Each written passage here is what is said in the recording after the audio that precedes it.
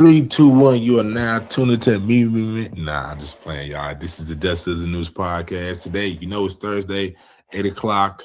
We're talking basketball, talking NCAA, and the hot topic of the day is what's the best team? What's the best AAU team in Georgia? We're talking, like I said, NCAA. We're talking NBA, and we're talking WBB. So before we get too far gone, I gotta welcome on the man in the show, the man, the myth, the legend. The man who just came from the gym, Najee Wilkins.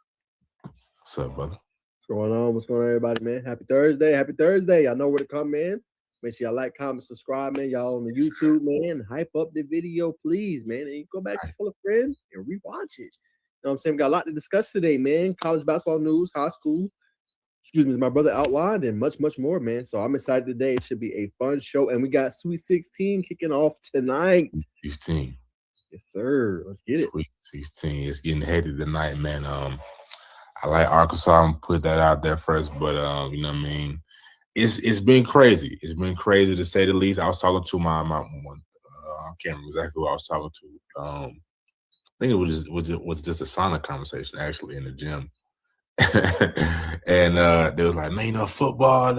These football teams get a lot of money. Basketball will never be the same. And I was like, yeah, man. I think back in the day, you never see an 11 seed in the tournament. You know what I mean? This late.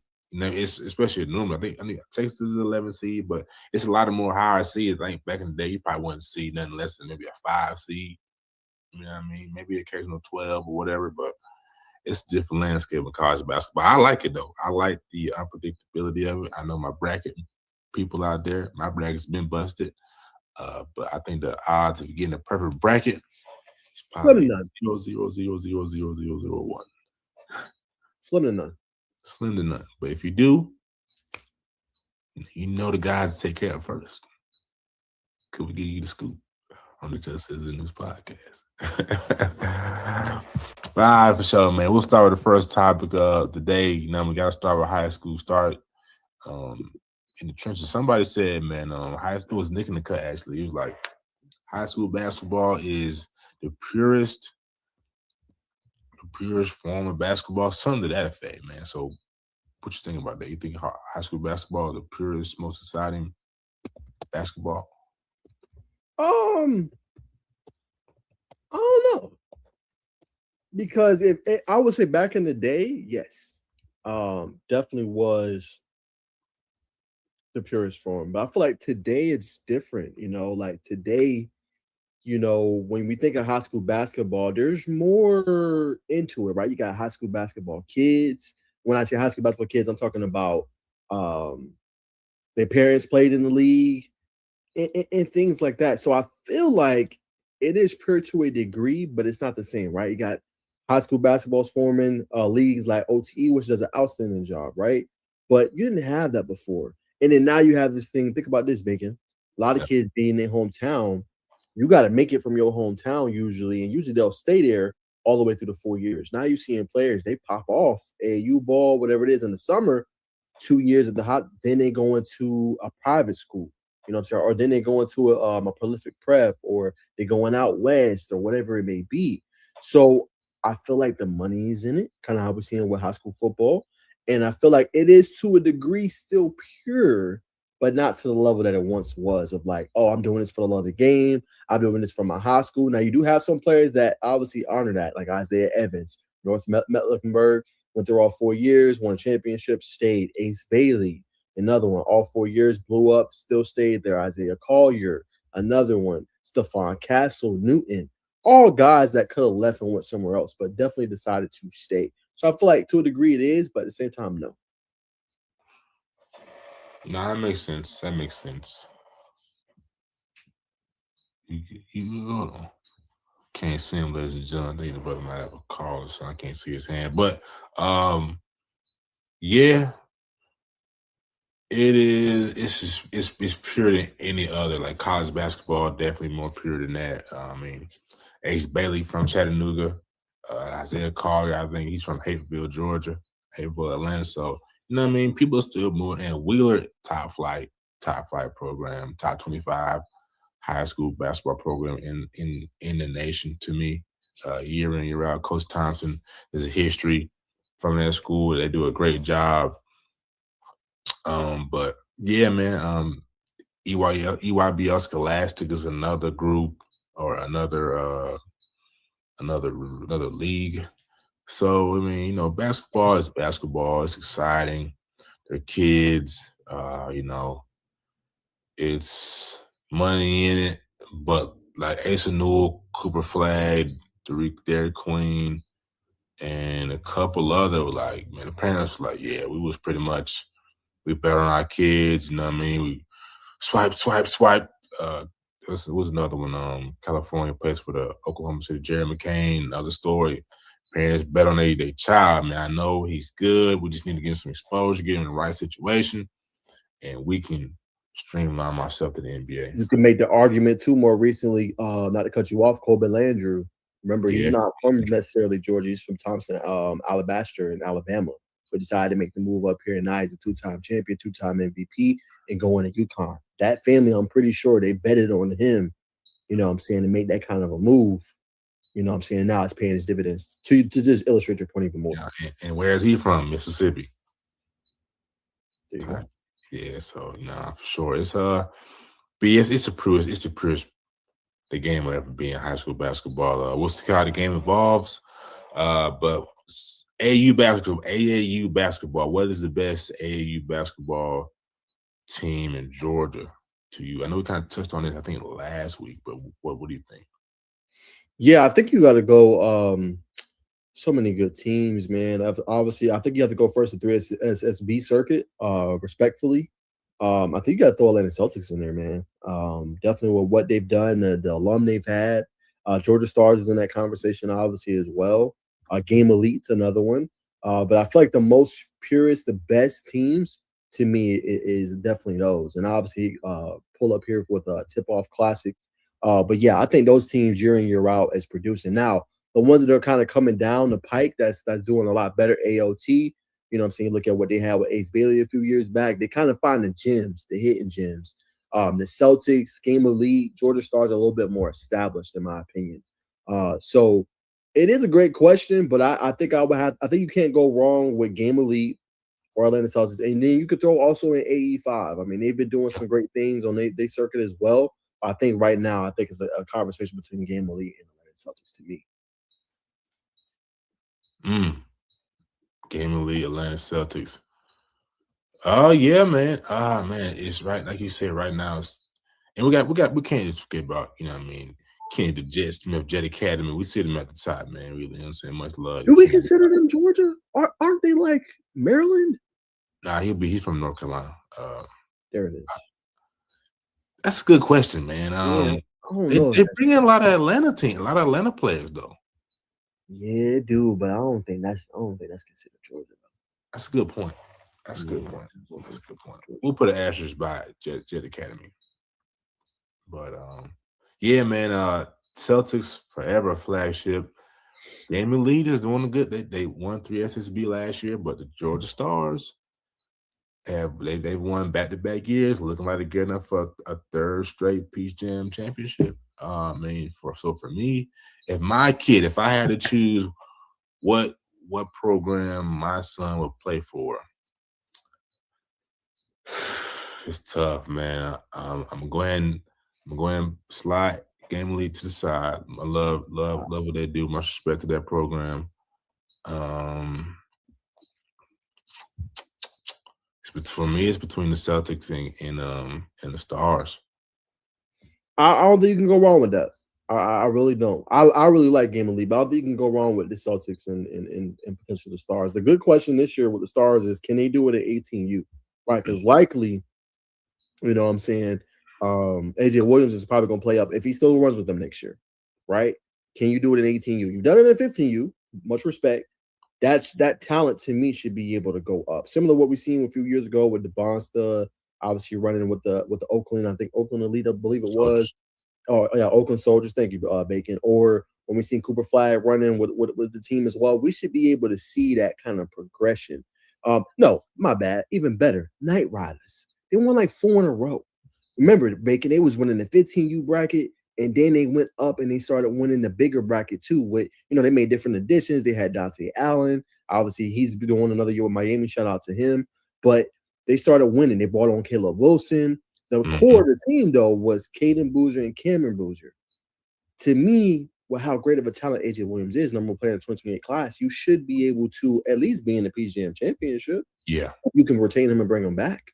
Now, I'm not saying this falls on one player. I'm saying you got to surround him with the talent. But to me, the star should be on that level. If you win multiple championships with that team and that core you had in 15U, you should at least be in contention in the 18U bracket this upcoming year. To me. But to your point, I think you can't go wrong with Stars or Celtics if you had to determine where your sons are going to play at.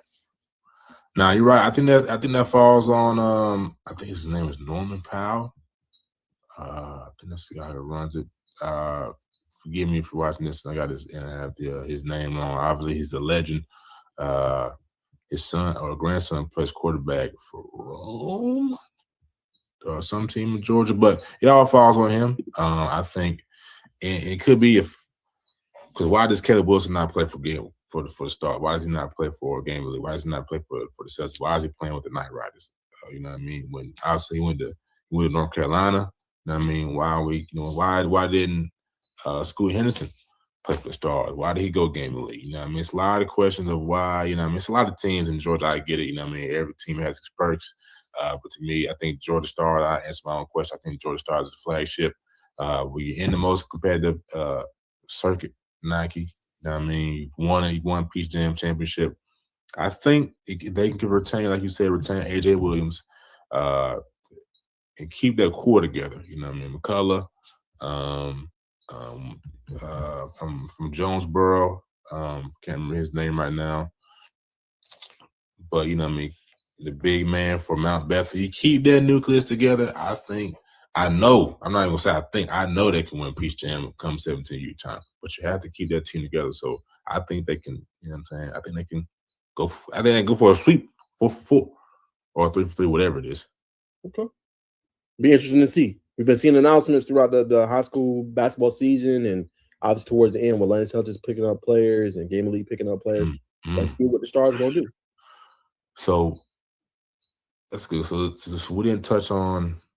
Maybe we did not. Maybe my mind was in a different space. I think I was thinking overall, but this year, who has a better team? We know Nasir Anderson is with the Celtics. I think MJ Curry is too. MJ Curry's with the I think Celtics. he's running it back. So if they were to play, which I'm sure they will play at some point in time during this offseason OTR, who do you think is a better team right now? At the moment, I got to see the rest of the rosters, but at Right. the moment, I'll probably get a nod to the Celtics with what they acquired. It ain't just them two. They got like 4 or 5 stud players that they picked up. You know what I'm saying? So I believe ATU, you got to go ATL Celtics. I got to associate what Game Elite's got going on. But to me, I mean, you look at the roster, I believe it's them. I'm gonna look up though Game Elite just to see if there's anything real quick, Bacon, while we here. But I believe, like, yeah, that's definitely it. Nah, facts. I don't know, man. I know Nas is big. I got, like you said, I need to see the full roster, but you know, AJ Williams is no one player his class, but Yeah. so I think I'm gonna stay steady in the boat, roll with the Stars again. I know MJ Curry is one of the best. One of the best. That's a hell of a backcourt. But to me, I just need to. They need that. They still need a dominant wing, and I know what the Stars have. And there are a lot of. Say it again. Here's Game Elite. A couple players they got: Carlos Marshall, Tice Curtis, Jalen Samuel. Mm-hmm. RJ Davis, 2028. Xavier Hall, 2028. Sherrod McCormick, 2028. Those are some of the players they've announced, at least. Okay. Yeah. So, I mean, again, I didn't go to any high school game this year, so I can't attest to know, but I know the names for the Celtics. I don't really know those names like that. But I have to do my research to see in terms of the AAU circuit. But those are some notable names they obviously shared and stuff like that. Yeah. Facts. I might really recognize maybe a handful, 2 or 3. So I'm gonna say a handful. LJ Hall. I'm sure they got some killers though. I know these guys. I'm sure. I'm sure the guys are killers. I know they are. You know, what I mean, you can't. Everybody. Uh, you said Talon Pinson too, I didn't see him, but if you see that, then but nah, I'm sure they're gonna be a good squad though for sure. But like I said, to round it out, man, I gotta go. I think it's. I still think it's Celtic Stars flagship. Those are the programs that have been doing it the longest. And they obviously got a lot of. They got full steam ahead right now. I know. I know. I just recognized what Game Elite just did last year. Kobe Landrew, Kevin Savage, Caleb Holt, um, and the rest of the crew. Mustafa Jock, can't forget about him. Big man held it down on the block. But I still got age before beauty. You know what I mean? To be the man, you got to beat the man long term. So we're rocking with the flagships, man. But that's our thoughts on the best AAU teams in the state of Georgia. That's all we got for high school basketball. Switching gears, switching lanes, going into college basketball, man. You know, topic had to come up, man. You know, I figured they was gonna let old Hubie get out the door. You know what I mean? North Carolina Tar Heels are fired Hubert Davis. Or parted ways. We'll clean you up, Mr. Davis. They parted ways with you. Um, to me, it comes down to him not being able to recruit. I said in my video on TikTok, when you look at what Duke did, John Scheider were checking out those boxes. You know what I mean? Boozer twins. Um, his name is escaping me right now from North Mecklenburg. Isaiah Evans. mhm. You know what I mean? You bring in big term recruits.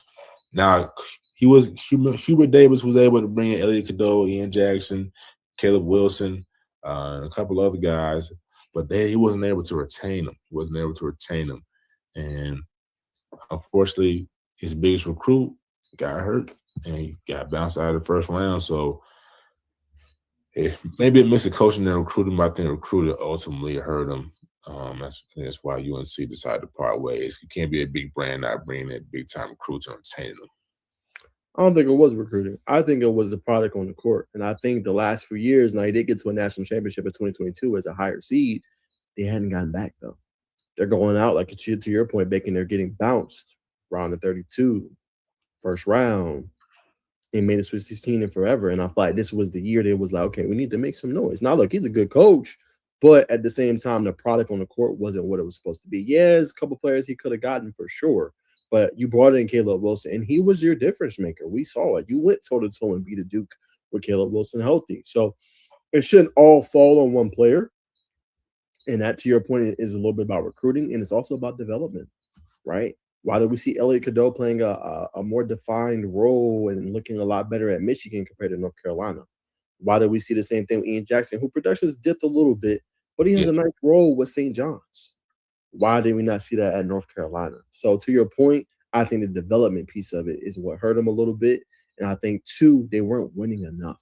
Like yeah, you bring in that kind of talent, you're supposed to be winning way more. And it's North Carolina. It's a brand. It's a blue blood program.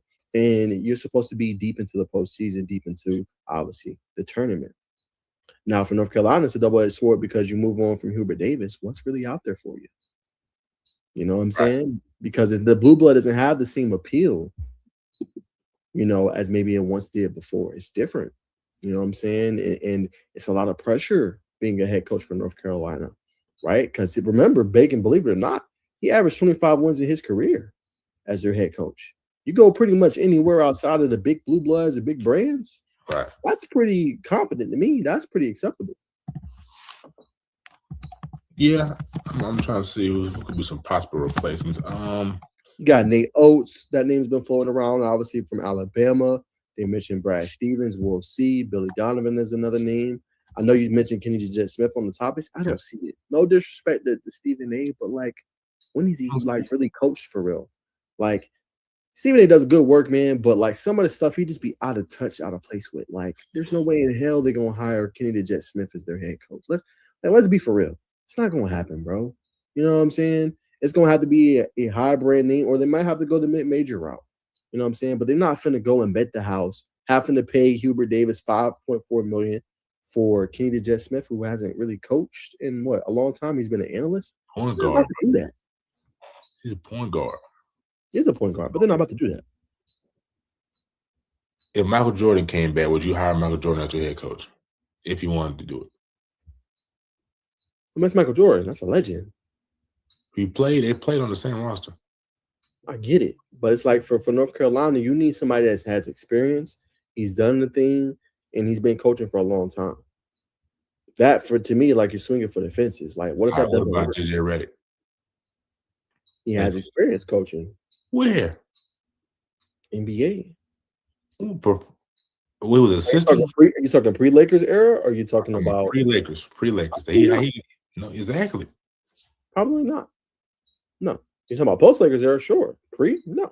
Oh, I'm making that higher. What's the difference between JJ Redick getting the NBA Los Angeles Laker job and Kenny Smith coming out of the booth, being an analyst and being a college head coach? What we see, he has some leverage in the recruiting area because he has Jet Academy. He's funneling. I don't want to say that sounds bad. He's you know what I mean, he's bringing kids up playing on a high level circuit, and he's coaching on the EYBL level as well. The difference is the connection. That's the difference. JJ had the connection to LeBron. He had a connection to LeBron. You know what I'm saying? And that kind of helped him get the gig. Now, Kenny Jet Smith is obviously a North Carolina legend, does have connections there. Could it work? Sure. I think the difference is if you're North Carolina is you probably can't take that same risk when it compares to the Lakers. Lakers, you're like, yo, we keep getting bounced first round. You know what I'm saying? Like, you know, at least it's a guy that's pretty knowledgeable, knows what he's doing. I'm not saying Kenny Jet Smith doesn't, but you can't take the risk of I still got to pay Hubert Davis $5.4 million, and then I got to go get a coach now to come in that doesn't really have experience. And again, I ain't trying to play the risk card here. I'm just going strictly by what I see and what makes the most sense to me. If you're North Carolina, you can't make that. That's why when Stephen A. brought it makes no sense. Showing he don't have a clue. Like it's nowhere close. I know Kenny's been talking about this. He's like, I want to be a head coach for a while. I don't think he would set himself up to get embarrassed. Again, the Jet Academy is a feather in his hat. If they decide to go with him, I'm not gonna say it's a mistake. But I think you know what I mean. I think it'd be a good candidate for it. You know what I mean. I think it'd be a good candidate. You gotta be doing better than what it's not. I'm not gonna kick Hubert Wise down. Man. I like Coach Davis, but I mean, I think it'd be a good shot. You know what I mean. I think if it came down to the interview process, I think he'd be in that final group. But you know what I mean. We'll see.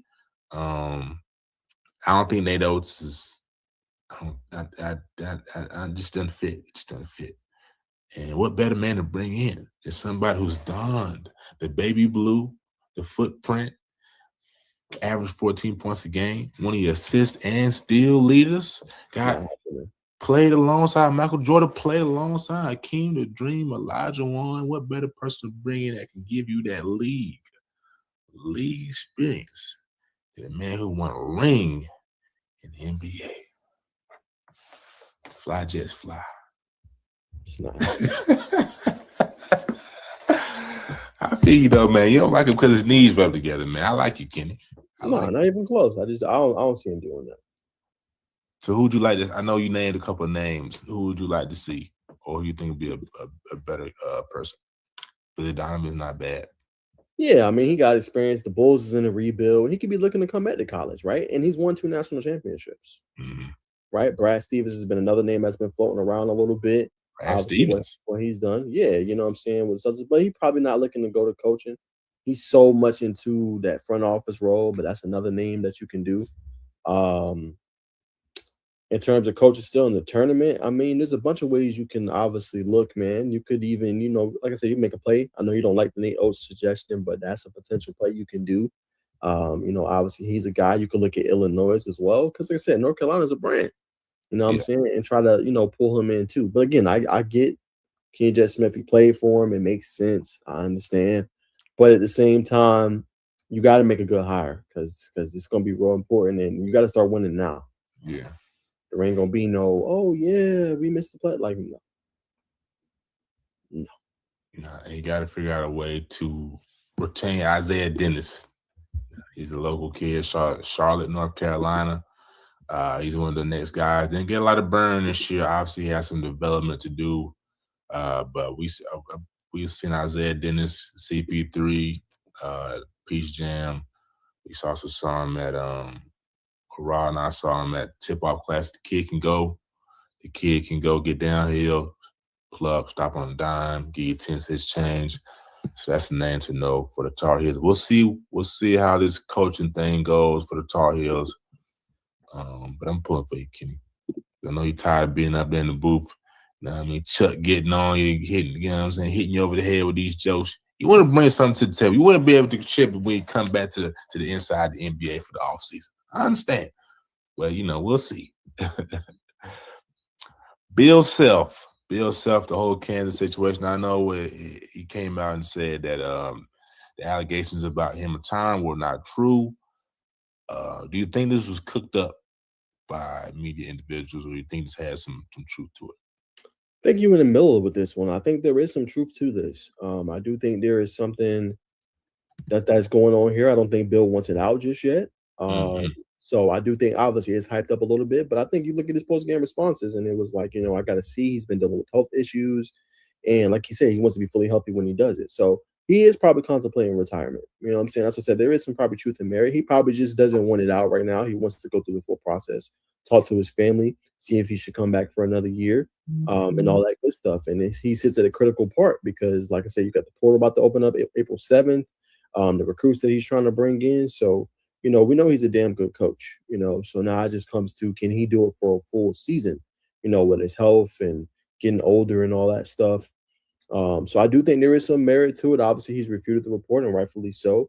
But I just think he wants to take his time right now and think about everything before, he puts out a decision. But when you hear anything from your source, I get it. I think it was Jayhawk Report that reported it. You just want to kind of get it out there. So, yeah, man, I do think there is a little bit of merit. I just think he wants to be in control of that narrative before it gets leaked or it gets out.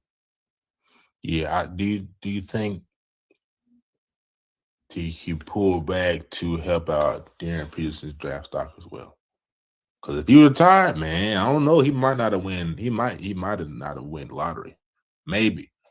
Definitely low win lottery. If he comes out and retires, and he could have did the Ace Bailey thing. He didn't not doing any interviews, yada yada yada, keep it under the wraps.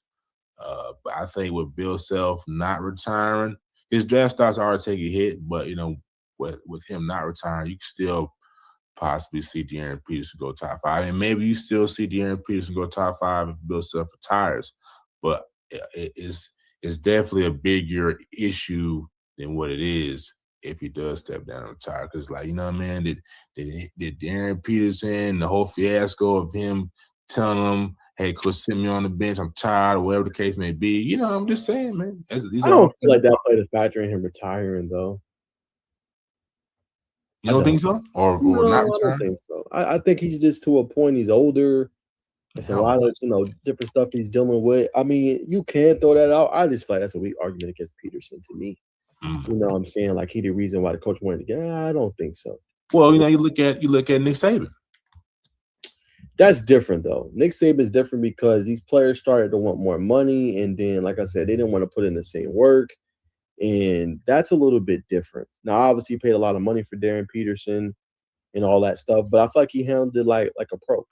Coach Bill Self did with everything that was going on with him and never treated him any kind of way, He and, did. and still had his back regardless. So I don't think it's that. I think it's the stress of it. He is on a lifetime contract. He's getting older. It's a lot that's going on in college basketball. You know what I'm saying? And I think, you get to a point like, okay, I'm 60 plus years old. Do I want to continue to put my body through this? Do I want to continue to, go through this? I don't think it's Darren Peterson that had something to do with him considering or potentially walking away from the game. I just think he's older. He's had to step away several times throughout the season, Bacon, with health stuff. I don't know if you remember this year. I think he had to step away for a little bit. Yeah. So I think it's more so that. I don't think Darren Peterson had anything to do with it. That's a good point. That's a good point, man. That's a great point, actually. Hold on now. Stop sharing. There we go. Yeah. That's a good point. You got to. These coaches are always on the road. I'm sure he's eating pretty good. They try to keep the guys fed us on whole foods, things of that nature. So I'm wish the best for Coach Self, man. I like Coach Bill Self, man. Does a lot for the game of college basketball. You gotta respect him. for handling, like you said, Naj, handling this whole situation this year like a pro in and out. The allegations or the headlines swirling around the program. Not to mention people talking about Cole Rosario sitting on the bench after starting the first couple of games. So he's handled it like a pro, but you definitely want to look out for your health. And he's 63. He's 63 this year, and I mean he's only getting more seasons by the year. He'll turn 64, and well, next December he'll turn 64, December 27th, 1962. Hope so. We'll wish the Kansas Jayhawks program and Bill Self kudos as they lick their wounds to get ready for next year. Mm-hmm. I agree. Next on the list, we got Georgia Tech, man. Georgia Tech, you know what I mean? I don't think we talked about it on last week's show. I don't think the news broke yet. But the Georgia Tech Yellow Jackets have dipped into the Sun Belt Conference, bringing in Scott Cross. And breaking news, buddy. What? What do you say? Wow, brother. You know, this is crazy. He liked my post the other day. I said, oh, man, Katie might be in there. He's staying. This is crazy. He is gone, brother. He is gone. So another player, that's the third player that hit, obviously, or received his release. We'll talk about Scott Cross here in a second, y'all. But no surprise, in my humble opinion. Damon Stoudemire was big in that, lost all three of the recruits. And like I said, that's the biggest question. April 7th, the portal opens. How will you go about the portal? I think is the biggest question. And then what are you going to do about recruiting? You know what I'm saying? Obviously, you know, you're going to have a device plan. We'll talk about that here in a second, but another major loss for Georgia Tech. And now I'm curious, will they bring in any 2026 recruits? You know what I'm saying? I'm not sure. That's the third one loss. Kind of sitting in a tough spot right now. And we'll see who they retain as well. We'll talk more about it in a second, but I'll throw it to you. Yeah, this is, like I said, man, I'm not shocked, a little surprised, only because like the post yesterday, I was like, maybe there's hope, maybe there's some conversation, but you know, I mean, this is not a surprise, honestly. Like I said last week, when we having an abrupt switch of head coaches, totally new coaching staff coming in as a recruit, as a family, you no longer have a familiar face that you've talked to and I mean had deep conversations with about your son. So it's like, you know, we still, this other coach closer to home still keeps in contact with us. So maybe let's go talk to coach so and so, so and so. So not surprised. Not surprised at all, man. Wish Caden the best and his family. Great young man, and the brother can go. Yes, you can. So, what's your thoughts on Scott Cross, man? Coming from Troy, very successful resume. It's a winning record, conference champion, multi-conference champion. It's a AA tournament. He's made it multiple times. But Sunbelt, I'm thinking there's going to be a lot of transfers coming in. You know, I don't think they're going to get any recruits 2026 unless it's recruits that he's bringing in for Troy. That's, you know what I mean? I'm sure he'll bring some recruits. Let me say that. I'm sure whatever recruits he had at Troy, Coach, you going to Tech? Yeah, I'm coming. It's easy. But, yeah, what's your thoughts, man? Yeah, I think it's interesting, man. I'm just curious to see who's he going to retain, because he said there are some priorities there. But who do you retain? Is it a Kai? Probably. Been hearing, you know, sources on that. I won't speak, but that's very entertaining, and I'll leave it at that. With a Kai, but Muhammad Silla, Jaden Mustaf, are you going to keep anybody? You know, so that to me is a little bit concerning. And like I said, he don't have a lot of time. He has a few weeks to kind of, you know, decide what he's going to do. Or like you said, Bacon, does he get a lot of players from Troy? He's already talked about, you know, hitting obviously mid-major level and JUCO colleges to bring in some kids too. But I'm just curious to see what he's going to do. It's going to be a very important couple of weeks to see who he brings in, and does he retain anybody? If he does retain anybody, how many players is it? You know, who's going to be priority? I think that's my biggest question, because there is some talent on this roster. It just has to be coached up. But when I went to the press conference, he talked about player development. That's one of his calling cards. He's had multiple conference players of the year, multiple freshmen of the year, multiple newcomers of the year. So this is what he specializes in. And he even talked about having an individualized personal development plan for each of the players on the roster, and they would go over consistently. So that's the name of the game. Nearly 20 years of coaching experience. So I feel like it's a good hire. Now it's just, do they have the resources available to help, him with that? And coach, I mean, Ryan Alpert's already said, like, we're going to be competitively sourced, essentially. What I'm saying, we're going to make sure that the funding is there, and what I'm saying, is needed. Really? So now we just got to see. What I'm saying, it's a kind of wait and see thing, and the portal will tell us a lot about who they go and go get. And then my thing is, he wants OKGs, which is our kind of guys that are hard nosed, high character, uh, hungry guys, slept on guys. That's kind of what he mentioned is what he looks for. My thing is, with Stoudemire, I know it didn't work out on the court. He would at least get you about one or two elite players, whether it was portal or recruiting. My thing is, with the strategy of Cross, will they do that? Will you take a chance on a four-star prospect that's heavily recruited, right? Will you take a chance on a high caliber guy or a guy that's heavily recruited or talented? Or if he doesn't fit that system, is it a no? I think that's one of my biggest questions. I mean, I don't. Everybody that Coach Stoudemire recruited, I think, were all high character. I mean, I think some players from Senegal may have had maybe a language barrier. I know he talked about, and he came out and said that he didn't force by to talk to the media. Um, but I think everybody he recruited was high character. You know what I mean? Even this Yeah, class. no, that wasn't to take away to him, you know what I'm saying, or to throw a knock on him. I'm just saying I think he looks for something very specific. So my thing is, when I say character bacon, obviously I think Coach Stoudemire did recruit high character guys. When I'm saying character, I'm specifically talking about, will you take a chance on a guy that has a bad attitude? That's a 5-star pro. I feel like Coach Stoudemire would. I don't know if this new coach will. That's more so what I'm getting at. Yeah, I see what you're saying. I see what you're Yeah, saying. that's what I'm getting at. Well, I mean, that comes down to, what I mean, that comes down to a lot of different things. Number one, the connection to the athletes. You know what I mean? We all know, I mean, black coaches typically relate better to black athletes. White coaches typically coach at a different whatever. You know what I mean? So as I mean, Coach Stoudemire could bring in some people would say Tom Stokes, right? You know what I mean? Just for probably whatever bad scenario I pulled up. But bringing Stein, so we see him play at Peach Jam, rub some people the wrong way, whatever. I think he's a super humble kid. But some coach, attitude problem, cancel to the locker room. Somebody else, you know what I mean? They clicked at the recruiting meeting. And he takes suggestions from Tyron Stokes or any player that's number one in the country, usually. That's, what I mean, has a bigger personality just because of the whole aura around the player. But we connect, he's gonna listen to me, not somebody that's gonna, all right, it's my word or the highway, which I think today's college basketball landscape, you kind of gotta give or take, push or pull. But back to back to Coach Cross, you know what I mean, Troy, Alabama, you know what I mean?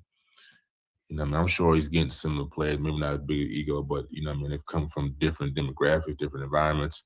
But yeah, that's gonna be interesting to see if we can bring in those big guys, though, for sure. But good Mhm. hire. Yeah, for sure. Duff was a great hire. You know what I'm saying? Curious to see what he's gonna be able to do. Let's pull up the roster real quick to see who he should retain. Probably, uh, let's go. I don't know who's gonna say. I'm just gonna go Taz off. Kelly's gone. He's out of eligibility. Yeah, Um, Cam's gone. yeah, Cam got another year, but he's probably going to be going for sure. Peyton Marshall, ironically enough, was there at the press conference, so I don't know if that's a person he's going to think about retaining. Mm, We'll see. Kawasi Reeves is also gone. What I'm yeah. saying, he's out of eligibility. Dongo has another year, but I don't know if he stays. Obviously, Coach Stoudemire was his guy, so I'm unsure. Muhammad Silla, I've heard, is going to probably be gone, so he's another guy. Dylan Thompson didn't really play. Lamar Washington's gone out of eligibility. Davy Remagen, we'll see I what like that. happens. He's a freshman from Germany. I don't know, probably going to be gone as well. Let's see. That's Yeah, everybody. Yeah. yeah, and it's Stores. like, what do you do? Stores didn't really see the court this year. You know what I'm Yeah. saying? He wasn't really ready. So yeah, he's probably gonna be gone as well. So yeah, it comes down to who you want to keep. Is it Dongo? Is it Mustafa, who obviously got better this year? Is it Cole Kurak? Is it Akai Fleming? Like where do you look to kind of keep players, or is it Eric Chatfield? I don't know. You know what I'm saying? Or does he completely, go through the roster and be like, yeah, we just gonna move in a whole different direction? I don't know. He's got to keep a Kai. Figure out some way to keep a Kai Fleming in the building. And to me, you got to figure out a way to keep Eric Chatfield in the building too. Explosive guard freshman this year, A lot of but upside. has a lot of upside. I think he can be maybe a little bit of a watered down version of what Elliot Cadeau has done at Michigan. That's just my opinion. Um, and I like Davy Ramondre too. I like his game. I like his game. But to me, and Cole Kuro for that matter, everybody that's local, you wanna keep things going. Keep those in-state guys in. So when you have to recruit in-state recruits next year, being at Georgia Tech. Oh well, he kept Eric Chatfield. I know he knows Coach White at Pace Academy. Oh, he kept Kyle Fleming. Kyle Fleming was one of the biggest recruits coming out of the 2024 class. Oh, man, he kept Cole Curate. Yeah, Coach might, he might, it just checks off those boxes for you, which you have to not have to overexert yourself on that recruiting show when you start recruiting in states, especially let these kids go. It's a You know great what I mean? point. Yeah. But man, so that's a take, man. That's a take from the guys, man. I just give you in-house information as much as you can, and I'm gonna give you what I feel, man, off the cuff. Of course, I do a little research, but what I mean, once you kind of follow college basketball a little bit, it's like drinking water. But how big did Kentucky's brand take? How big of a hit did Kentucky's brand take after getting bounced out early this year, man? That's a great question, man. I don't know if it took a hit. I would say more so Coach Mark Pope definitely took a hit. Coach Pope, yeah. Yeah, Coach Mark Pope definitely did because you put $20 million into this roster. Now, a lot of people are saying they didn't have Jelon Lowe, who didn't play, who was supposed to be the lefty that was supposed to be a big part of this roster. He got hurt this year, didn't Mm, really play. But it felt like, like I'm not gonna lie, the comeback win they had, the game they should have lost, that was big. I think that helped him out a lot. Take a Uwe and hitting that big time jumper, that was massive. But then they got the doors blown off, right? And then, you had people on the internet making fun of Jasper Johnson, saying he didn't develop. You know what I'm yeah, saying? He was supposed to be a 5-star contributor this year. So I just think for one, it was a flawed roster. Some of the key players that he had didn't really play, and we didn't see the development from some of the young thoroughbreds, I think, on the team.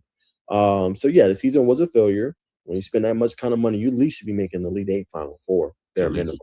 at least. So yeah, definitely was a failure, and Mark Pope's gonna have to go back and look himself in the mirror and attack this portal the right way and bring in the right pieces to get Kentucky back because this is a team that struggled throughout the year. And I wouldn't say, like I said, I wouldn't say the brand took a hit, but I think Mark Pope definitely took a hit after having a great first year with the program and doing what he did this year. I think it's more so instead of the Kentucky brand. I think Mark Pope took a big hit, Yeah, and now gonna have a lot more questions and answers and a lot more eyes on him and pressure going into next season. yeah. He's been feeling it. Have you seen the clips from the pressers that he's been in lately? Yeah, man. They've been asking. They've been asking some tough questions. As the media will do. He's like, guys, I'm not gonna give you anything. I know you're gonna run with it. If I say it, it's gonna be, you know what I mean. So he's feeling the heat. He's feeling that Kentucky basketball pressure, man. Which is why you got to tip your cap to Coach Calipari, bringing those guys who are one and done, and having to deal with all that. But back to Coach Pope, I think I like Coach Pope. I like the system he runs. This was a down year. Jaden Quintons came in. He didn't start the season. Jasper Johnson, like you said, didn't develop. But shout out to Ortega Oweh, man, for doing his thing. Uh, I can't remember his name. Let's see if I can get his name. It was a guard that they had. It was really a downhill driver. Was it Cam? Is it Cam Williams? No. Denzel Aberdeen. Aberdeen. Mhm. Aberdeen, like his game. To me, one-dimensional at times. But I like this roster though. I like this roster. It just like you said, it didn't get it didn't get the juice. It didn't get the what's the saying? It didn't get the juice for the squeeze. Some of that squeeze for the juice, whatever the saying is. But I like Coach Pope. I'm gonna stay steady in the boat as an ex-Kentucky fan. You know what I mean? I'm gonna stay steady in the boat. I like what he's doing, and adversity only presents opportunity to do better. This is his first hit of adversity. Had a good year last year. Let's keep that also at the front of our minds as we, you know what I mean, judge, as be human beings. You know what I mean? So long term on March Pope, on Coach Pope, man. Let's stay steady in the boat, Kentucky fans. BB in the chat. There'll be a big year coming up for them, though. They got to definitely figure some things out and do the right things in the portal, man. You got to do the right things in the portal because that was ugly, and you know, what I'm saying a lot of the Kentucky fans, and I know some of them is probably gonna feel like they got robbed, blind. Oh, I can tell you that NIL collective. Ooh, Lord, his phone up, Coach. You told us we was gonna see this ROI this year, but we see nothing. No return on investment. Don't even have this can't be real. They don't even have any commits for the 2026 class. Though it's still early. A lot of these guys haven't committed yet, so it's gonna come in, but they don't have anything right now. But they'll come in though. They'll come in. But switching gears, switching lanes once again. Let's see. Sweet 16. Let's talk tonight. Sweet 16 matchups, man. This is a good one. Oh, tomorrow's too. And well, yeah, we can talk tomorrow's too. We can talk tomorrow's too. But tonight, box office, brother. Oh, 100%. Yo, you're gonna put up the bracket, man, so they can see. Good. Because I was going to the good call. Because I was going to the game schedule like a rookie. All right. Now I'm in the big leagues. Now I'm a 10-year veteran. All right. Starting off on the Midwest. I mean, on the what is this? Region 1, whatever side of the bracket this is. Anyway, we have. Oh, I'm sorry. Sorry, ladies and gentlemen. This is a women's bracket. All right. Duke versus St. John's. Let's start there, brother, because you don't feel confident in the Blue Devils anymore. And I understand why they're missing some of the guys, they're missing the big man, they're missing the point guard. Go ahead, man. Go ahead. Yeah, man, this game will come down to they've been talking about a lot the physicality, man. When you look at St. John's and how they like to pressure the basketball, how they like to defend the hoop, how they like to, you know, be physical and man you up. It comes down to the refs, unfortunately. Now, I don't want to say that in terms of the game, but how physical will they allow St. John's to be with Duke is the question. Is it pity pat, or can they kind of drop the shoulder a little bit? Can they kind of be physical and man up Duke? If they can do that, I think it's going to be a damn problem for Duke. No disrespect, right? I think Cameron Boozer is a great player, obviously National Player of the Year. He'll probably win that. I think when you match him up a little bit with the physicality, he doesn't always perform the best. So it comes down to, can you get more out of Caden Boozer? Caden Boozer's going to have to, you know, get at least over 10 points in this game. And then you're going to need your third option or second option, however you want to say him, with Isaiah Evans. He's going to have to hit some threes in this game for Duke to have a chance.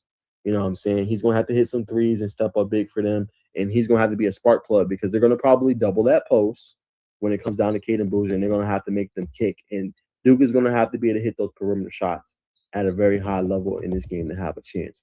If they don't, I think it's going to be a long day. Now, the advantage for Duke is St. John's Bacon struggles to score in the half court. Yes, they do. So they struggle mightily to score in the half court.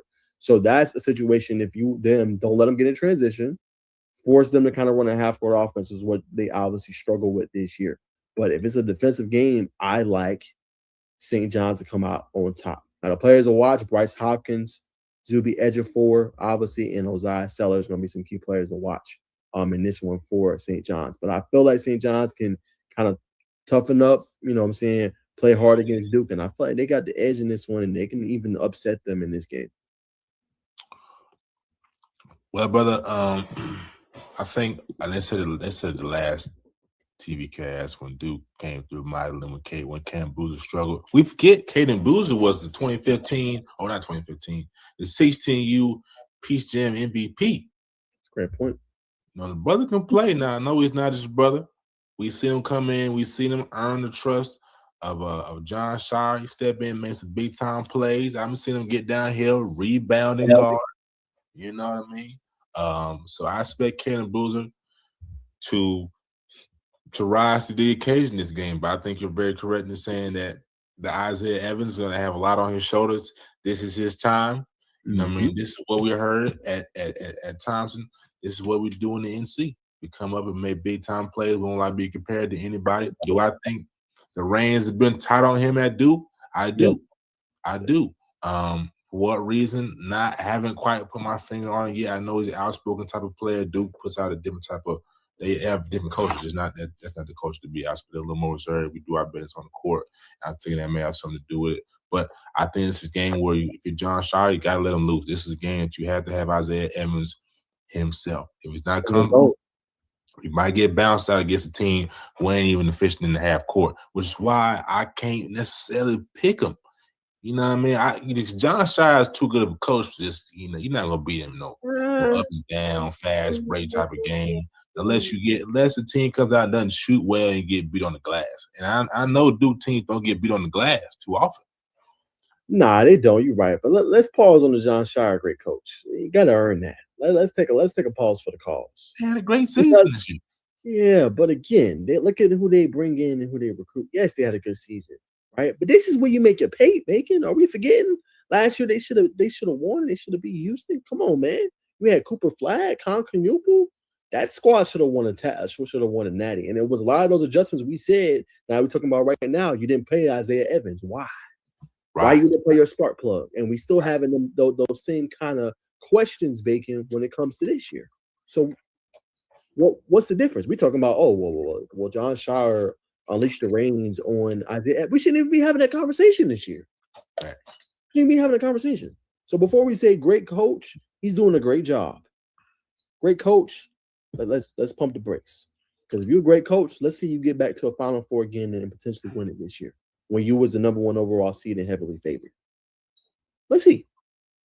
Nah, that's a good point. And I bring that up to um Coach Pitino's an older coach. So he may have some things. I bet. He has some things going on. Well, not some things going on. He's got some age and experience on his side, but he still got Cam Boozer, man. He still has Cam Boozer. We'll see though. We'll see. We'll see. We'll see.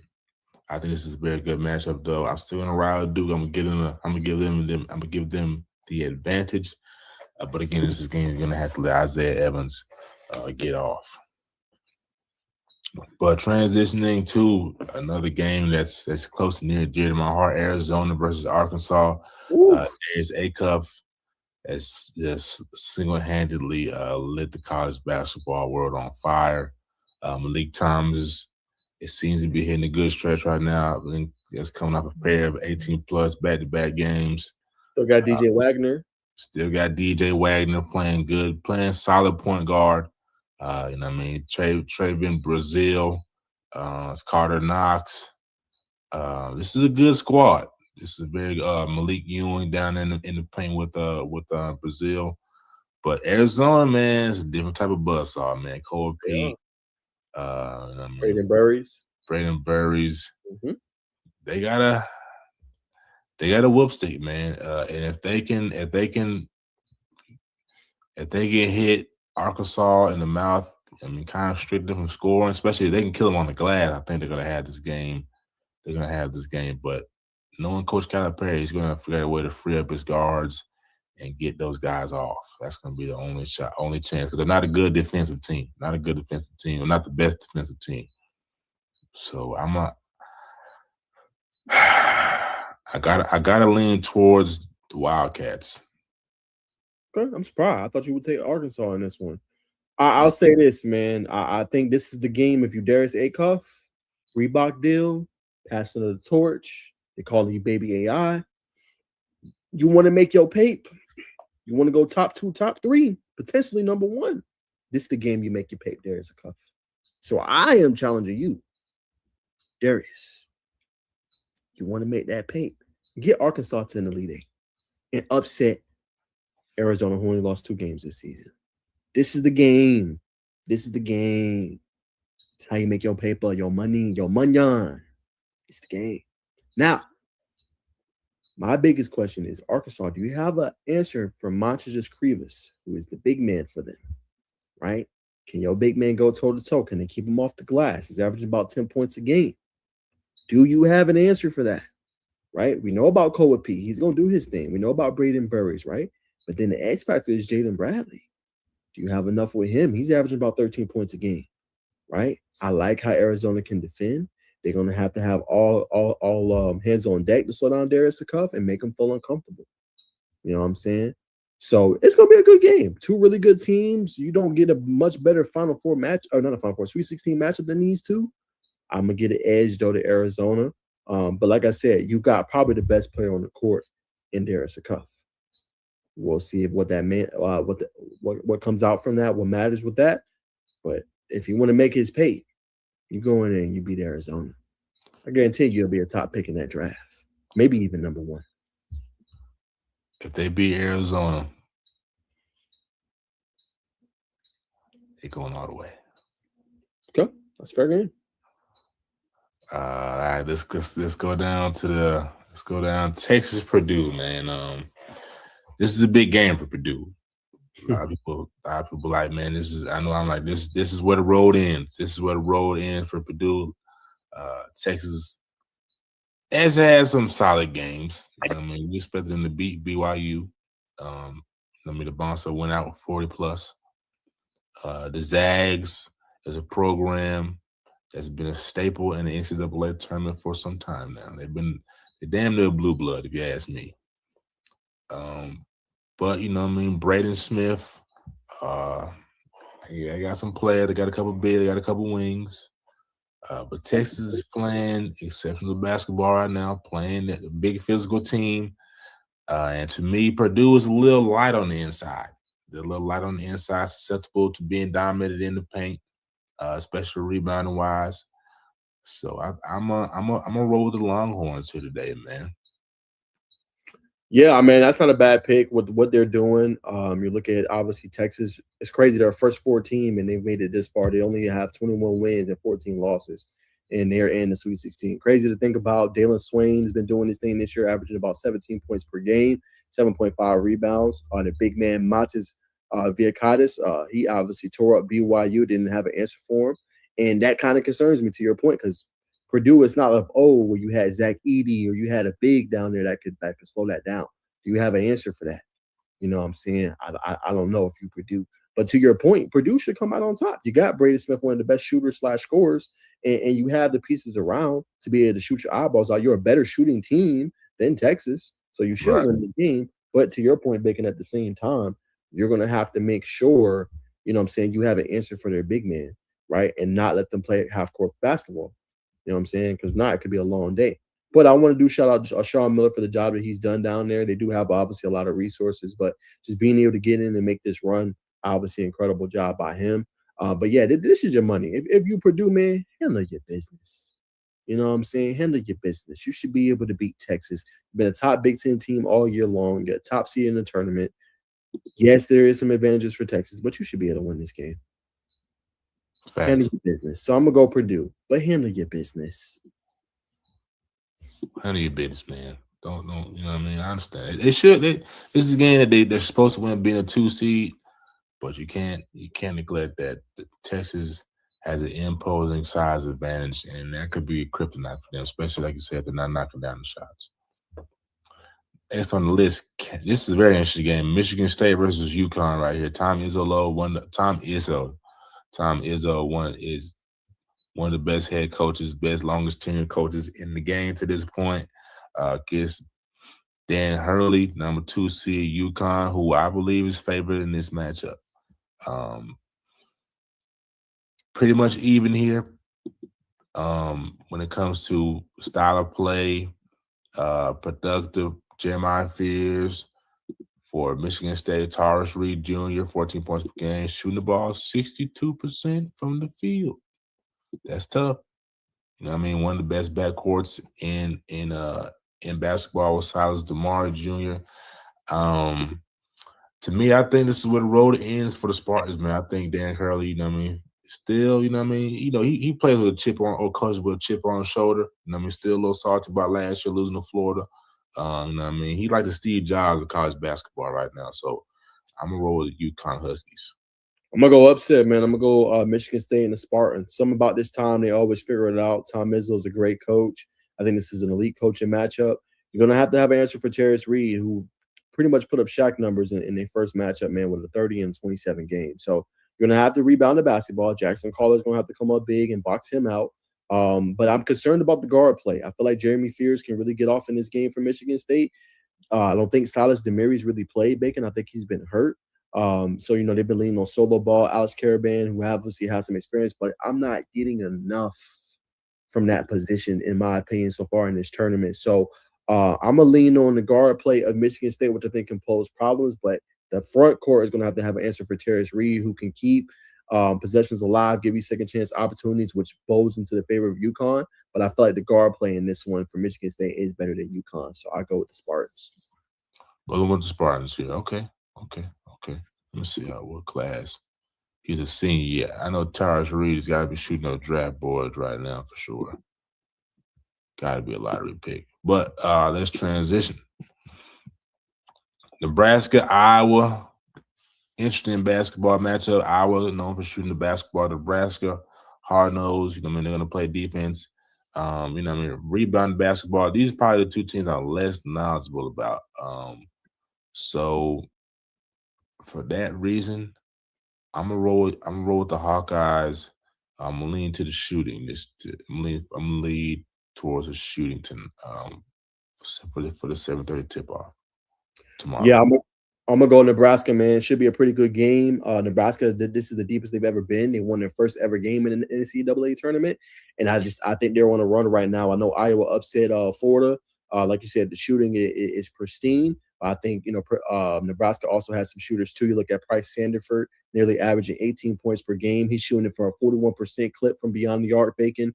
He's been doing this thing this year. Rian Mass in the front court, 13.5 points per game, 5.8 rebounds. He's also been doing his thing this year. And then Braden Frager as well, another one with 11.7 points per game this year.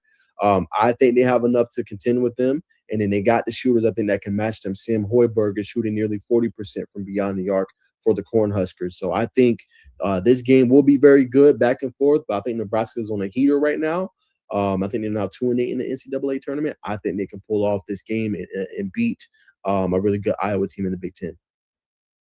All right, Fred Hoiberg is the head coach, I believe. But that's gonna be a good one for sure. That's gonna be a good one tonight at 7:30. We're gonna keep things in order. Illinois versus Houston, another big one. Coach Sampson should have these guys ready. Illinois, they can shoot the cover off the basketball, but not who you got in this one. Yeah, I'm gonna go Houston, man. I like Keaton Wagler. I know he's been doing a good job this season for Illinois. They've been winning some big games this year. But I think this is their first true test. Beat UPenn, they beat VCU. But I think when you look at Houston and everything they got, Emmanuel Sharp, he's been doing his thing this year. Joseph Tugler, and then they got pretty much do it all. Kingston Fleming. I think this team's ready to go. Sweet 16 practice, he had them boys running up downs. What I'm saying, suicides, I guess you could call it. I just think the discipline of Houston, their physicality, the way they can shoot the ball and get hot, I think Houston has this one in the bag. Yeah, I think so too, man. This is a very good team. Talked about them. You talked about Nebraska being deep. This team is just as deep as well. Christian Nag Jr., our guy, where is he from? He's from Georgia or Alabama. Yep, from Alabama. Chase McCarty. This is a thorough roster. Isaiah Harwell. So I think, I expect Kingston Fleming to have a field day today.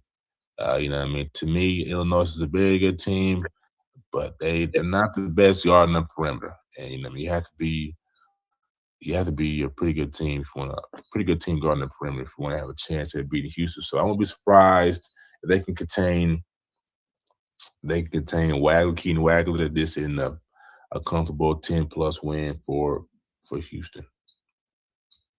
That's my thoughts. Tennessee, Iowa State. I like Iowa State.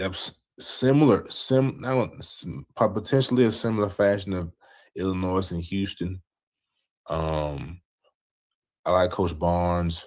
I like obviously you gotta love Native Mint. But the guard play Gillespie, man, he just I don't know, man. It's been a long season. It's been a lot of head scratching moments for him. Iowa State is a more senior laden team. They're more A to B with their decision making. Regardless, as a team, they click on all cylinders better than Tennessee, man. So I won't be surprised to see this as a lopsided finish. All I'm gonna say is Iowa State don't get punked. Them boys on the inside is vicious, bro. Felix Akpara, JP Estrella. Hold on, let me make sure I got the names I'm saying right. Jalen Carey. All I'm gonna say, don't get punched, man, because them boys they'll take it to you. And I believe Jacoby Gillespie, like I said, man, he's a problem, and you better have an answer for him in the backcourt. You know what I'm saying? Because he can go off for 30 piece on you. You know what I'm saying? He showed that in the first game. He was lighting up Virginia too. It was a pretty good defensive team. So you better have an answer for that, and you better rebound the basketball. It's gonna be a long damn night. You know what I'm saying? So Tennessee is good. My concern is Native Mint. Really good player, averaging about 17 points per game, but he makes too much freshman mistakes. Like we are on the latter part of your freshman year, you should be making the head scratching plays late in games. So that part kind of concerns me a little bit. Tennessee has a great program, good team. Rick Barnes does a great job running that program. But I believe this game is going to be much better than what people think. I really do. I think Tennessee is going to be able to come in there and make some noise and really go all the way toe to toe with Iowa State. And they're going to have to make some winning plays at the end. But I'm going to give the Cyclones the advantage. I'm going to say they're going to come out on top. Joshua Jefferson, Tamine Lepsy, been doing great jobs this year. I think they're going to be massive. But Jefferson, he's going to have to rebound the basketball. 7.4 per game. He's going to have his match with that physicality in the front court of Tennessee. But I'm going to give Iowa State the slight advantage in this one. Okay, okay. Last but not least, rounding it out, Michigan versus Alabama. Uh, Aiden Holloway just got back. We'll see what his PT looks back. We'll see what his playing time looks like. You know what I mean? The band Fire Line and Cheryl. It's a good team. Nate Oates. But to me, Michigan is a final two type team. They're a top two team. You know what I mean? That's just the bottom line, man. Michigan all the way. Got you. Well, they just reported from CBS Sports John Rothstein that he did not travel with the team, so no Aiden Holloway. Okay, well, that's even worse. Yeah, even worse for them. I'm with you, man. I think this is Michigan's championship to lose. I think the only team that could maybe take it from them is a Houston or a Duke potentially. Outside of that, I just think it's a team that's operating on a different frequency right now. And playing some really high level basketball. Now, credit to Alabama because they beat the brakes off of Texas Tech. I didn't see that. I know they obviously lost one of their best players. But Alabama's playing some really good basketball right now. You can't sleep on the Baron Philon, doing a really great job. They're going to have an answer for him if they're going to come out on top. Latrell Wright Sales also been doing this thing this year. And been performing at a high level. And Aiden Sherrill in the front court is leading them in rebounding this year. I'm still going to roll with Michigan, though. Yaxel Lindenborg, talk about Elliot Cadeau. They just seem like a team, like I said a little bit earlier, that's operating at a different frequency. And until we see something different, I'm going to have to roll with, obviously, Wolverines. Now, Alabama, well coached by Nate Oates, this could be a team that gives Michigan a little bit of run for their money, right? They got the pieces to do that. But can you do that consistently for two halves? I don't know. And I feel like Michigan they're not messing around. So I go with the Wolverines. Yeah, I agree, man. I think just to touch on the Aiden Holloway situation. I think there's no way you let him travel, man. You get caught. It's too much going on in that situation. I'm sure everybody knows about it by now, but you can't. It's just not a good look for youth sports. We'll put it like that. Youth sports, not a good look. Wish him the best in his situation. But to answer your question, why they beat Texas Tech the way they did by 30, it's just size, or not 30, but 20, 25. Just size. The size. Christian Anderson is a frail guard. The guards are outside, I think, number 3 and number 5. Yeah, you know what I'm saying? They're a frail team. Yeah, Aiden Sherrill, who kind of got off. You know what I mean? I think that's what it came down to, as well as Nate Oates being a good coach. But Barron was 6'4", 6'5". I think that's why that happened. But Big shout out to Christian Anderson, brother. You know what I mean? He can play the game. But if he puts on an extra 15, like Ace Bailey coming up going into his off season, he'll be just fine. He'll be just fine. But that's our take on this is what else we got for college men's basketball. If we don't, I'm gonna go straight to the girls. Yep, straight to the girls. Let's see, NCAA bracket for the women. All right, here we go. Right in the fire, man. North Carolina versus UConn. Start with you, brother. Yeah, I'll go with UConn, man. I mean, AZ Fudd, like North Carolina's had a great year. I just don't know if you have an answer for her. She's been going off. The front court play has been really stellar this year. Feel like UConn's on a one-headed horse, definitely to the Final Four and even beyond that. I don't know what AZ Fuzz last year. I just feel like she's on a mission and she's trying to go and win another championship, man. So I'm gonna go Spark. I mean, excuse me, I'm gonna go Huskies. Huskies by 20. Huskies by 20. Yeah, you know what I'm saying? Fudd, Seth Strong, the whole gang. We like Nyla Brooks. You know what I mean? She's a freshman, not get that much PT, but wanted to shout her out. But yeah, Huskies, this is a Huskies championship to lose.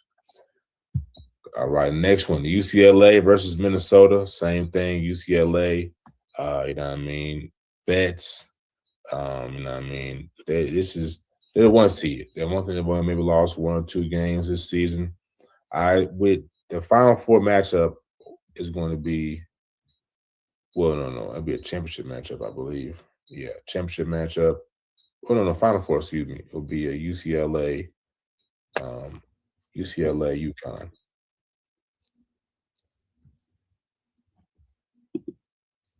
All right. Notre Dame, Vanderbilt, and Hidalgo, and the young lady. I remember her name right now. Let me get her name real quick. That's it. Michaela Blakes. Yeah, Michaela Blakes, having 27 points this year, 46 from the field. Hannah Hidalgo, Miss Prosser. I just think this is gonna be a good one. Actually, it's gonna be a good one. I'm gonna go with Vandy here. I think Vandy's clicking on another level right now. Only 4 losses. And right behind Michaela Blakes is as advertised. And Hidalgo is very great. She's great. Don't get me wrong. But I just think Vanderbilt's got the better team this year overall.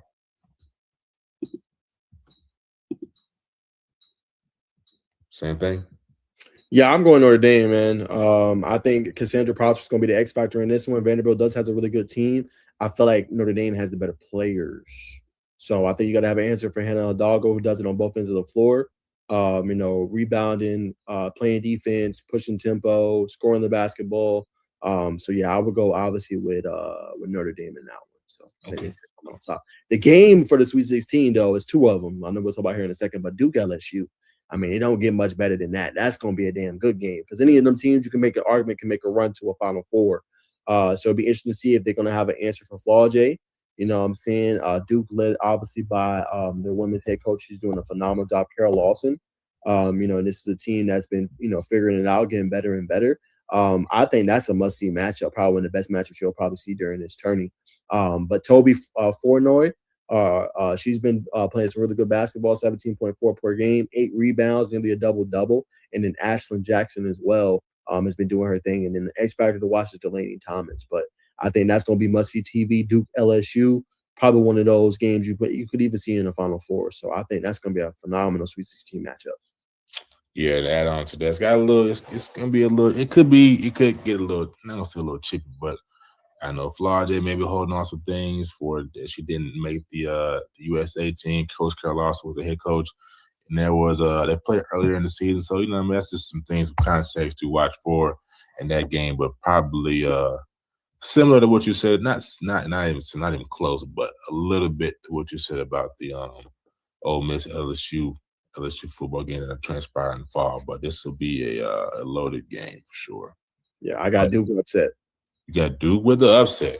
Yeah. I'm gonna roll with the Bayou girls, man. I'm gonna roll with Coach Kim and the girls, man. Texas, Kentucky. Yeah, I think that's clear cut. Not too much to say on that one. Texas is just too loaded, too good this year. Really good basketball team. They played together. What I'm saying, they share the basketball. I just think Kentucky's not going to be ready for that matchup. No disrespect. I think Texas is operating a different cylinder this year. And you look at all the great players they have: Madison Booker, Jordan Lee.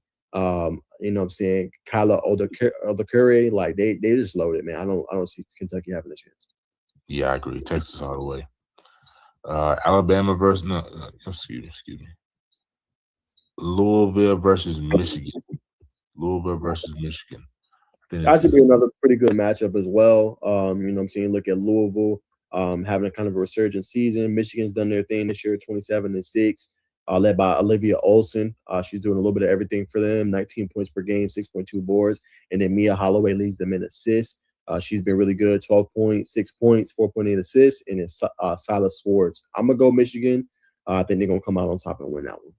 Silas Swords is the X factor for sure. Let's go Michigan. Go Wolverines. Um, TCU Virginia. Yeah, don't sleep on Virginia, man. They ended up upsetting Iowa in overtime. Really good basketball team. 10 seed. We don't always usually see that. They had to fight to get in. I think it was a first four team, and the first four team in history to make it this far, if I'm not mistaken, in women's college basketball. So yeah, man, they setting precedent. And this is a team, another team that plays well together. Don't be surprised by the record, man.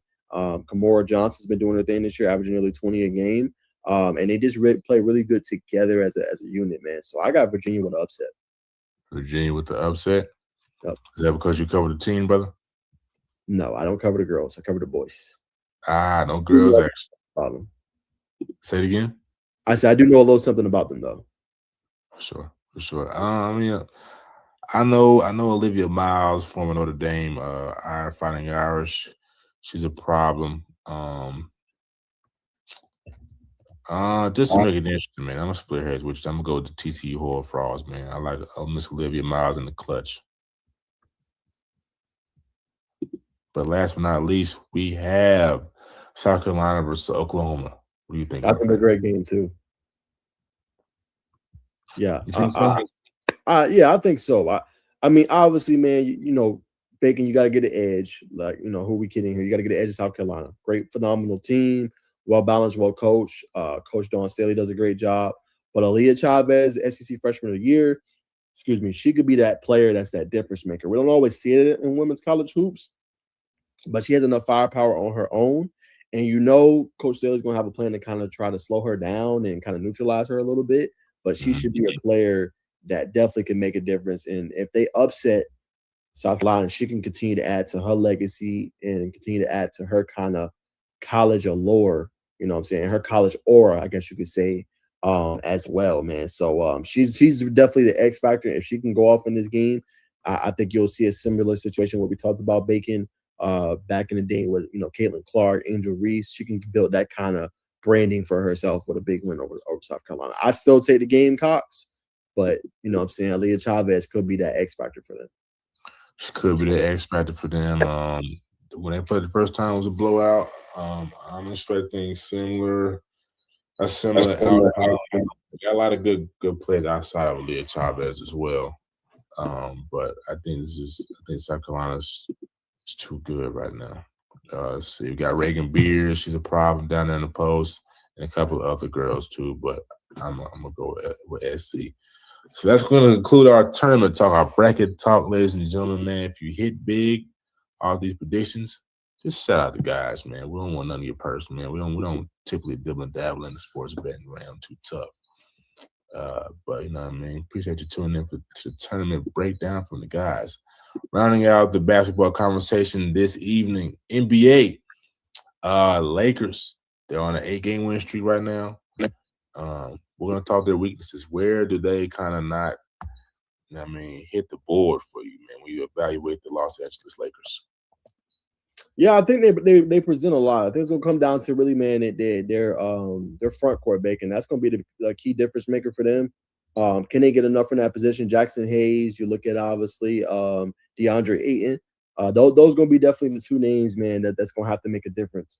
if they want to make some noise and potentially pull off some different things. But I think LeBron Bacon, he's solidified obviously into that number three scorer for them, which is obviously all good and dandy. What I'm saying, and we see that Austin Reeves is taking that step forward, and Luca is playing at an unreal level in the last 11 game stretch. So you have everything you need. People going to double Luca, and then that parlays off the Austin Reeves and being the ball handler and LeBron with his high IQ.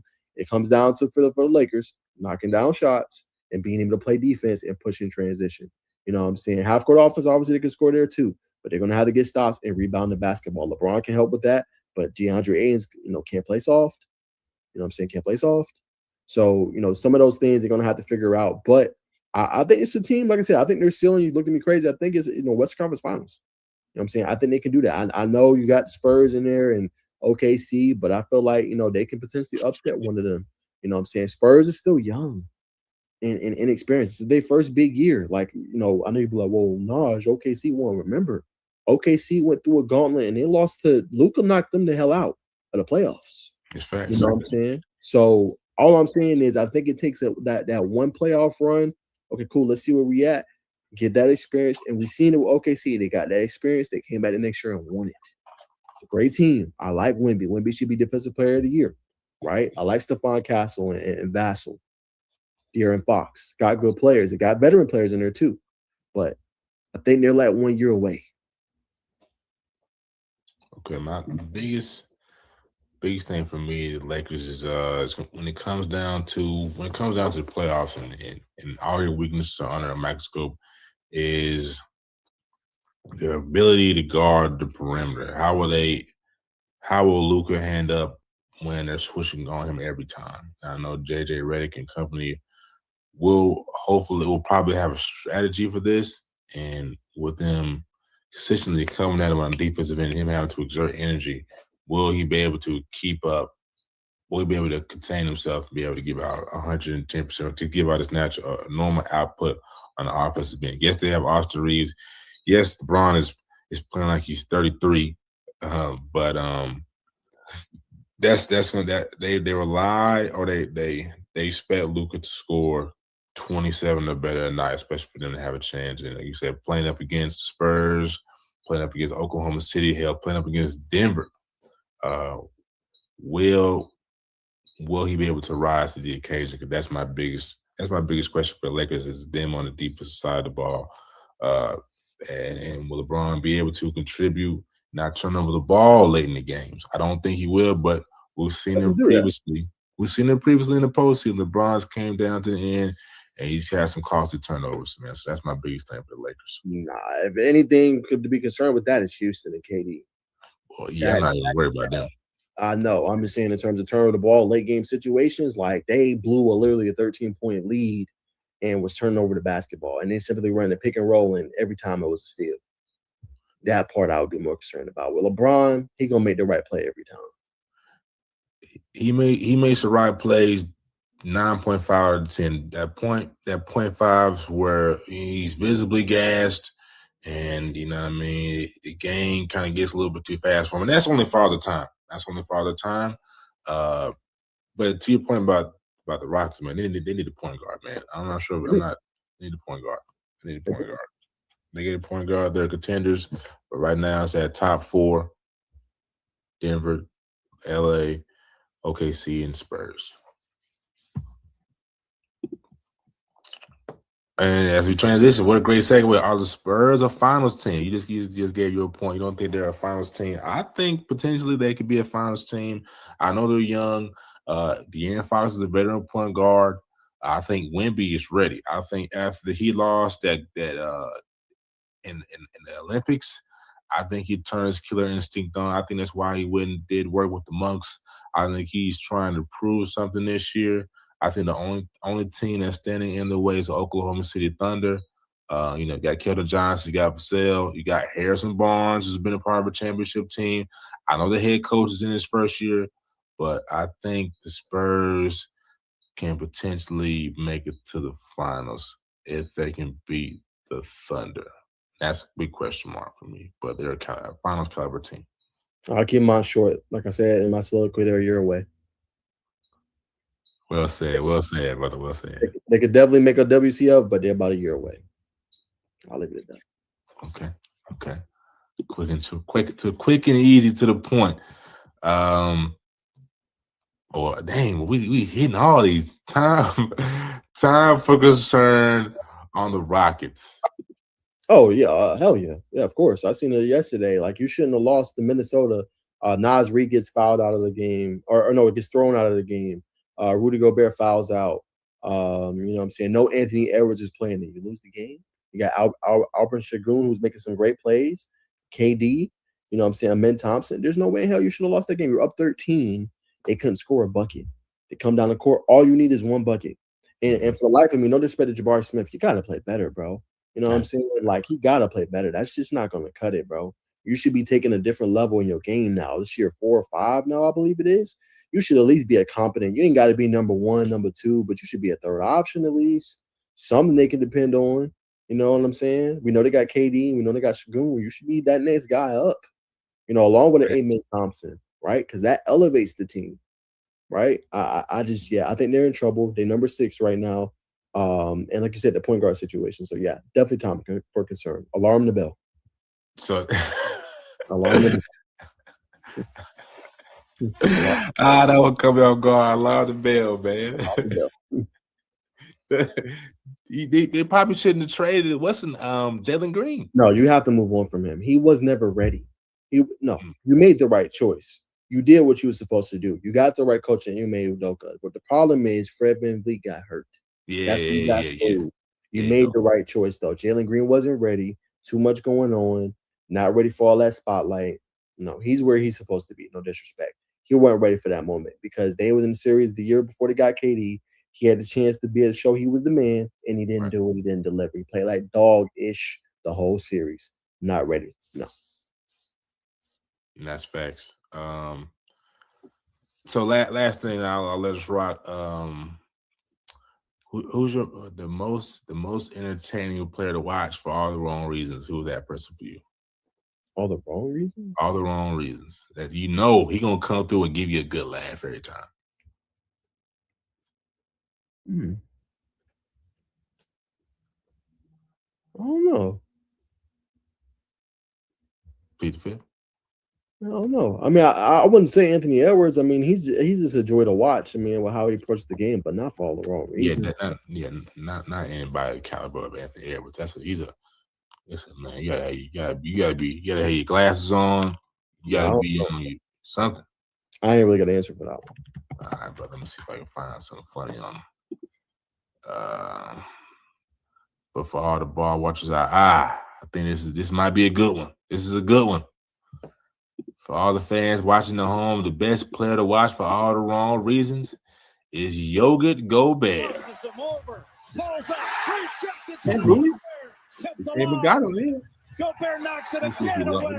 Durant draws Gobert on the switch. Durant crosses him over. You see that? It's just too many moments.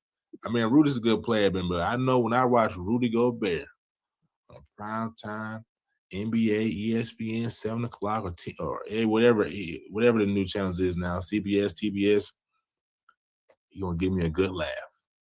And I enjoy watching Rudy play just because of that. Jokic's gonna give him 50. Somebody gonna dunk on him. Somebody gonna cook him on the perimeter. Shout out to Rudy, man. He does a lot for me, man. Honestly, he does a lot for me. That's my guy. Rudy Gobert. Hey, if I get his jersey, I'm gonna have to get it signed, dog. He's up there. My favorite player to watch, man. Real talk. Let me see if I can pull up one more on my phone, man. Me and my friend, he sends me clips. I send them clips. And we generally have a good time, man. Let me see if I can find it real quick. So I gotta make a couple phone calls, and I gotta hit the road. Is this it? This is it. This is the goal. This is what I'm talking about, man. It was a bucket, Rudy. Trying to dunk the ball, lay it up, dog. But shout out Go Bad, man. No disrespect, man. But it's a lot of good moments. A lot of good moments. This is if he's this generation's JaVale McGee. Put it simple like that. And he's a joy to watch. But if you don't have anything to say, brother, we'll close the people out, man. We appreciate y'all tuning in as always, man. So enjoy Sweet 16, man. That's all I'll say. Sweet 16. Yeah, hit us up, man. Let us know. Hit us in the DMs, hit us in the comments or the chat with all your predictions, thoughts, and concerns. Tell a friend to subscribe to Bacon Network and Najee Wilk. Najee Wilkins or Wilk? Najee Wilk.